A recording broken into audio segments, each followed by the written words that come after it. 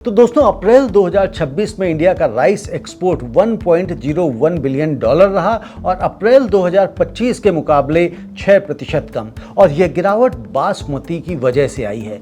Non basmati relatively stable रहा है, भले ही ग्लोबल ओवर सप्लाई की वजह से प्राइस रियलाइजेशन कम थी। बासमती का प्रॉब्लम क्या था? इंडियन राइस एक्सपोर्टर्स फेडरेशन यानी कि IREF ने 1 मार्च 2026 को अपने मेंबर्स को एक फॉर्मल एडवाइजरी जारी की थी।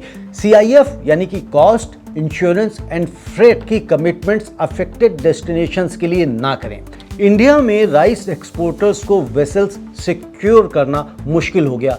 क्यों? क्योंकि US इजराइल कॉन्फ्लिक्ट ने शिपिंग, इंश्योरेंस और फ्रेट रेट्स दोनों बढ़ा दिए।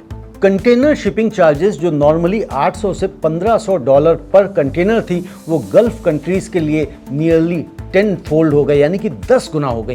करीब 1 lakh ton Indian basmati rice Iran के लिए कांडला और मुंद्रा पोर्ट्स पर फंसा रहा। ना वेसल्स थे और ना ही इंश्योरेंस। राइस मिलर्स ने बासमती रेट्स में एक ही दिन में 400 से 500 रुपया प्रति क्विंटल की गिरावट ऑब्जर्व की। तो दोस्तों, इस पूरी तस्वीर को अगर हम समझते हैं तो समझने के लिए एक नंबर आपको याद रखना चाहिए कि इंडिया के बासमती एक्सपोर्ट्स का करीब 70% गल्फ रीजन को जाता है। सऊदी अरेबिया सबसे बड़ा बायर है, ईरान दूसरा और इराक तीसरा और UAE चौथा। ये सभी मार्केट्स ईरान, इराक, कतर और सऊदी अरेबिया हॉर्मुज के उस पार हैं और स्ट्रेट ऑफ हॉर्मुज प्रैक्टिकली बंद है और इस कारण अनसर्टेनिटी बन गई। यानी कि माल भेजा, पैसा कब मिलेगा पता नहीं, वेसल कब पहुंचेगा पता नहीं। ये किसी एक्सपोर्टर के लिए नाइटमेयर है और इसका असर एक्सपोर्ट नंबर्स से कहीं ज़्यादा गहरा है। जब बासमती एक्सपोर्ट रुकता है तो मंडी में बासमती का दाम गिरता है, किसान को कम मिलता है। पंजाब, हरियाणा, यूपी, उत्तराखंड के बासमती किसान जो पहले से ही वाटर स्ट्रेस में हैं,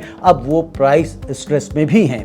नॉन बासमती रिलेटिवली स्टेबल रहा है और इसकी वजह यह है कि अफ्रीका और बांग्लादेश को एक्सपोर्ट्स लैंड रूट्स और केप ऑफ गुड होप से होते हैं, हॉर्मुज से नहीं। लेकिन वहाँ भी प्राइस रियलाइजेशन कम है ग्लोबल ओवर सप्लाई की वजह से। बाजार पर अगर आप इसका असर देखें तो आने वाले हफ्तों में बासमती एक्सपोर्ट तब तक नॉर्मल नहीं होगा जब तक हॉर्मुज पर सिचुएशन क्लियर नहीं होती।